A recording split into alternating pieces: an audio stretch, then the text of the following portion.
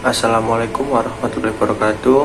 Halo semua, kami dari kelompok 4 akan mempresentasikan tentang alat-alat penelitian mikroorganisme. Sebelumnya saya ingin mengucapkan terima kasih kepada Bu Un Yanuar selaku dosen pengampu mata kuliah pengantar bioteknologi kelas M03. Dan tak lupa pula kami ucapkan terima kasih kepada teman-teman yang berkenan untuk menyaksikan video presentasi dari kelompok kami. Sebelum masuk materi, saya akan memperkenalkan anggota kelompok 4. Yang pertama, saya sendiri Muhammad Ardiansa. Yang kedua, Nadila Rifatul Jana. Yang ketiga, Apriliantri Dalarasati. Dan yang keempat, Nadila Faziatul Lailia. Materi yang pertama yaitu mikrobiologi. Mikrobiologi merupakan suatu ilmu yang mempelajari tentang kehidupan mikroorganisme, meliputi morfologi, struktur, fungsi, serta metabolisme yang dilakukan dalam proses kelangsungan hidupnya yang tidak dapat dilihat dengan mata telanjang. Pengetahuan tentang sifat-sifat dan struktur mikroorganisme mendukung kemajuan bioteknologi. Misalnya, mikroorganisme berupa sel bakteri yang merupakan sel inang yang umum digunakan dalam proses perekayasaan genetika. Banyak gen yang telah diisolasi, dikarakterisasi, dan ditempatkan ke dalam vektor yang disebut plasmid. Vektor adalah gen yang membawa DNA rekombinan ke dalam sel hidup atau organisme inang baru yang dapat diekspresikan atau bereplikasi dalam sel inang tersebut. Plasmid bioteknologi sering digunakan sebagai alat untuk memasukkan gen asing ke dalam sel bakteri untuk memproduksi protein rekombinan. Pemanfaatan bakteri sebagai pendukung kemajuan bioteknologi begitu besar, maka diperlukan penelitian terhadap aspek mikrobiologis atau mikroorganisme dan kimiawi untuk dijadikan subjek pada proses bioteknologi dan dapat dimodifikasi melalui rekayasa genetika.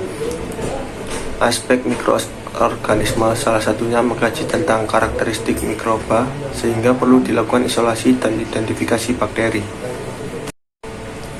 Selanjutnya, alat-alat penelitian mikroorganisme. Untuk tercapainya tujuan dalam pengamatan mikroorganisme, maka dibutuhkan alat-alat penelitian yang mendukung.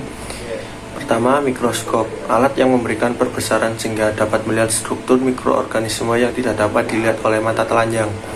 Mikroskop memiliki prinsip kerja yakni dengan memantulkan cahaya melalui cermin, lalu diteruskan hingga lensa objektif. Yang kedua, tabung reaksi, tempat untuk mereaksikan bahan kimia, media pertumbuhan, dan penampungan cairan lainnya seperti pelarut. Selain itu juga dapat diisi dengan media padat. Yang ketiga, rak tabung reaksi, umumnya terbuat dari kayu yang berfungsi sebagai tempat penyimpan tabung reaksi. Yang keempat, bunsen, berfungsi untuk menciptakan kondisi yang steril. Prinsip kerjanya yaitu dengan menyalakannya dengan membakar bagian sumbu pada pembakar spiritus dengan korek api atau dengan memberi api pada bagian atas dari pembakar bunsen yang berbahan bakar gas. Bunsen ini ada yang berbahan bakar gas atau metanol. Yang kelima, mikropipet dan fine tip, alat yang digunakan untuk memindahkan cairan dalam jumlah kecil secara akurat. Jika pipet biasa ini digunakan pada volume terkecil 1 ml, untuk mikropipet biasanya digunakan untuk volume di bawah 1 ml.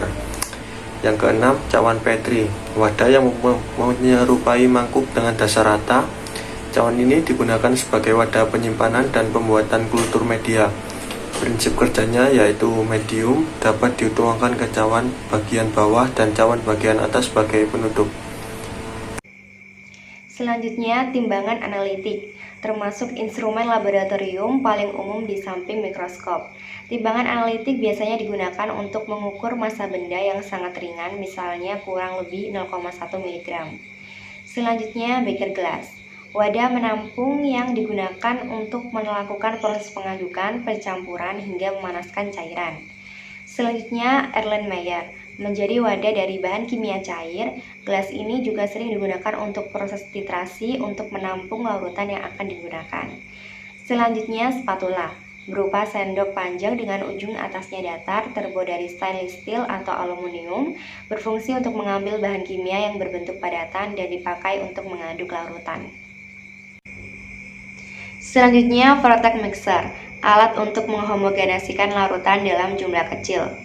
Jarum Ose biasanya terbuat dari kawat nikrom atau platinum, berfungsi untuk memindahkan atau mengambil koloni suatu mikroorganisme ke media yang akan digunakan kembali. Selanjutnya ada hot plate, berfungsi untuk memanaskan larutan dan mencairkan media yang padat. Autoclave, alat untuk mensterilkan berbagai macam alat dan bahan yang digunakan dalam mikrobiologi menggunakan uap air panas bertekanan. Teknik observasi, teknik kultur, dan identifikasi bakteri dapat dilakukan dengan beberapa tahap, yaitu pertama isolasi, dilakukan untuk memisahkan bakteri dari habitatnya dan menumbuhkan pada media yang sesuai untuk memperoleh kultur murni. Dan tahap yang kedua yaitu identifikasi untuk mengetahui sifat-sifat morfologi, biokimia, dan molekuler dari bakteri. Isolasi bakteri ada beberapa tahap yang dilakukan. Pertama, pengenceran, bertujuan untuk mendapatkan koloni bakteri yang terpisah ketika ditumbuhkan di medium. Dilakukan pengenceran pada tabung reaksi secara aseptis, yaitu dengan pembakaran dengan bunsen agar steril. Kemudian dihomogenkan dengan vertex mixer. Misal pada gambar, terlihat seri pengenceran 1/10 atau dimulai dari 10⁻⁻1 sampai 10⁻⁻6 dengan menambah nutrien broth, yaitu media pertumbuhan dengan sumber karbon dan nitrogen supaya dapat memenuhi kebutuhan nutrisi bakteri. Kemudian, pipet 1 ml suspensi sampel yang telah homogen tersebut dipindahkan ke dalam cawan Petri. Nah, untuk teknik penuangan pada cawan Petri akan dibahas setelah slide ini. Pada pengenceran ini bisa dilihat semakin tinggi pengenceran maka jumlah bakteri yang tumbuh menjadi sedikit.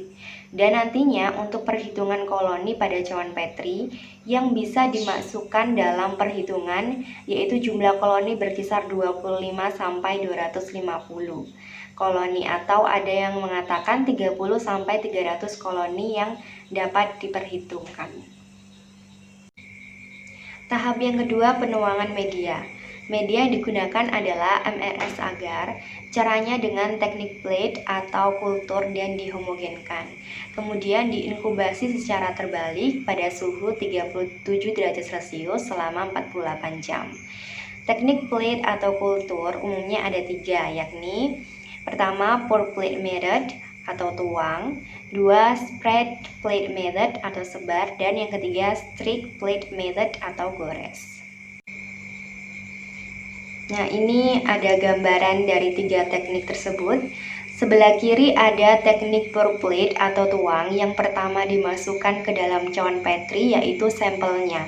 Kemudian MRS agar, lalu dihomogenkan dengan cara diputar membentuk angka 8 supaya permukaannya rata. Nah, sedangkan sebelah kanan pour plate ada teknik spread atau sebar. Yang pertama dimasukkan ke dalam cawan Petri yaitu media agar, lalu ditunggu memadat, kemudian dimasukkan sampel. Pada tahap homogennya disebar, misal pada gambar dengan batang bentuk segitiga seperti itu dengan memutar, kemudian diinkubasi sama yaitu selama 48 jam. Untuk gambar paling kanan terdapat teknik strict atau gores. Pertama plating dulu, sama caranya dengan memadatkan MRS agar terlebih dahulu. Kemudian jarum Ose disterilkan dengan cara dibakar, dimasukkan ke dalam sampel, kemudian digoreskan untuk goresan pertama. Setelah goresan pertama, jarum Ose dibakar lagi untuk goresan kedua, digoreskan nyambung dari goresan yang pertama. Nah, untuk goresan ketiga dibakar lagi osenya, digoreskan nyambung dari goresan kedua. Yang goresan keempat juga sama, dibakar lagi osenya, kemudian digoreskan nyambung dari goresan ketiga. Tujuannya sama, untuk memisahkan koloni. Jadi goresan pertama koloni yang tumbuh itu lebih banyak daripada goresan kedua, ketiga, dan keempat. Selanjutnya adalah identifikasi bakteri. Proses identifikasi bakteri dapat dilakukan secara mikroskopis dengan mengamati bentuk sel dan susunan sel menggunakan mikroskop. Kemudian makroskopis dengan mengamati bentuk koloni bakteri, warna koloni, tepi koloni, dan elevasi koloni. Yang ketiga adalah uji biokimia. Dan yang keempat adalah tes DNA atau molekuler. Identifikasi secara mikroskopis. Identifikasi secara mikroskopis itu dilakukan pada yang namanya pewarnaan atau ruang pewarnaan, kemudian dibantu oleh mikroskop. Pewarnaan dalam identifikasi secara mikroskopis itu bermacam-macam. Yang pertama, ada pewarnaan hanya satu warna, tujuannya untuk melihat bentuk. Ini disebut dengan pewarnaan sederhana. Jadi dari gambar yang tercantum, yang atas adalah cara pewarnaan sederhana, dan yang bawah adalah hasil pewarnaan sederhana. Yang kedua adalah pewarnaan diferensial. Apabila yang kita pakai lebih dari satu warna yang biasanya lebih spesifik, itu disebut dengan pewarnaan diferensial. Contoh pewarnaan diferensial adalah pewarnaan gram, yang tujuannya untuk melihat golongan gram positif ataupun negatif. Selain itu juga ada pewarnaan bakteri tahan asam. Nah, pada slide berikut merupakan cara pewarnaan gram serta hasilnya. Berikut merupakan contoh pewarnaan tahan asam beserta hasilnya. Selanjutnya merupakan bentuk-bentuk sel dari pengamatan mikroskopis. Selanjutnya ada makroskopis. Makroskopis merupakan pengujian yang dilakukan dengan mata telanjang ataupun dengan bantuan kaca pembesar seperti lup. Identifikasi makroskopik bertujuan untuk melihat morfologi koloni hasil kultur. Jadi sebelum melakukan identifikasi, maka harus melakukan kultur terlebih dahulu. Setelah melakukan kultur tersebut akan ditumbuhi oleh koloni. Nah, koloni tersebutlah yang dapat kita amati morfologinya, seperti bentuknya, elevasinya, warnanya, hingga markingnya, lalu dicocokkan di gambar morfologi koloni. Selanjutnya, uji biokimia atau bisa disebut identifikasi biokimia. Untuk melihat kemampuan suatu mikroba, misalnya bakteri.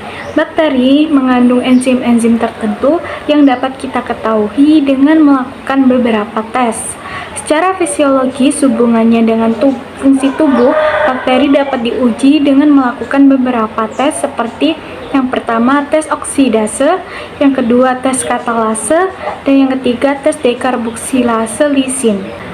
Yang pertama, tes oksidase. Tes ini bertujuan untuk mengetahui bakteri tersebut mengandung enzim oksidase atau tidak. Langkah-langkahnya sebagai berikut. Pertama, menyiapkan kertas saring, kemudian menetesi kultur bakteri 2-3 tetes di atas kertas saring di bagian sampel. Selanjutnya, sampel tersebut ditetesi zat tetrametil parapenildiamin 2-3 tetes. Lalu untuk bagian kontrol, hanya ditetesi zat tetrametil parapenildiamin 2-3 tetes tanpa menambahkan kultur bakterinya. Yang terakhir, diamati perubahan warnanya selama 30 menit. Jika warnanya berubah menjadi ungu tua atau hitam, maka hasilnya positif mengandung enzim oksidase. Namun jika tidak berubah warna, maka negatif, tidak mengandung enzim oksidase. Dibandingkan pula dengan kontrol. Kemudian yang kedua, tes katalase. Tujuannya sama untuk mengetahui kandungan enzim pada suatu bakteri. Katalase ini memiliki fungsi untuk menghidrolisis hidrogen peroksida untuk diubah menjadi air dan oksigen. Tahap-tahapannya sebagai berikut. Pertama, menyiapkan objek gelas. Kemudian untuk bagian sampel ditetesi 2-3 kultur bakteri dengan menggunakan jarum OC. Setelah itu ditetesi 2-3 tetes 10% H2O2 atau hidrogen peroksida. Lalu untuk bagian kontrol tidak ditetesi kultur bakteri, hanya saja ditetesi hidrogen peroksida atau H2O 2-3 tetes. Setelah itu diamati, jika terdapat buih atau busa, maka bakteri tersebut mengandung enzim katalase. Bandingkan juga dengan kontrol. Jika tidak ada buih atau busa, berarti bakteri tersebut tidak mengandung enzim katalase. Selanjutnya yang ketiga, tes dekarboksilase lisin. Tahapannya, pertama menyiapkan 2 tabung, ada kontrol dan sampel. Kemudian tambahkan masing-masing media lisin. Setelah itu, untuk sampel ditusuk ke kultur bakteri, sedangkan untuk kontrol tidak ditusuk kultur bakteri. Tahap terakhir diinkubasi selama 24 jam di dalam suhu 25 derajat. Kemudian diamati perubahan warnanya. Jika bakteri berubah menjadi ungu, maka bakteri tersebut positif mengandung enzim dekarboksilase lisin. Namun jika berubah menjadi warna kuning, maka bakteri tersebut negatif, tidak mengandung enzim dekarboksilase lisin. Selanjutnya, identifikasi secara molekuler atau tes DNA dari mikroba. Identifikasi secara molekuler ini menggunakan metode PCR. Tahapannya, pertama dikultur terlebih dahulu bakteri yang ingin diidentifikasi. Kemudian, kultur bakteri tersebut diisolasi dengan menggunakan kit. Setelah didapatkan DNA-nya, lalu DNA tersebut di PCR, tujuannya untuk menggunakan DNA. Hasil dari PCR kemudian dikarakteristikkan menggunakan good PCR product atau gel elektroporesis, hasilnya berupa pita-pita. Kemudian pita-pita tersebut dipurifikasi oleh PCR. Setelah itu di sequencing, hasilnya berupa basa nitrogen. Lalu hasil sequencing disejajarkan. Setelah itu diamati termasuk dalam bakteri atau mikroba jenis apa. Kemudian hasilnya dimunculkan oleh pohon filageni atau kekerapatannya. Berikut adalah beberapa referensi yang kami ambil untuk membuat materi ini. Selanjutnya ini adalah poster tentang materi kita, alat-alat mikroorganisme. Sekian presentasi dari kelompok 4. Bila ada pertanyaan bisa disampaikan di kolom komentar ataupun di Google Classroom. Terima kasih. Wassalamualaikum warahmatullahi wabarakatuh.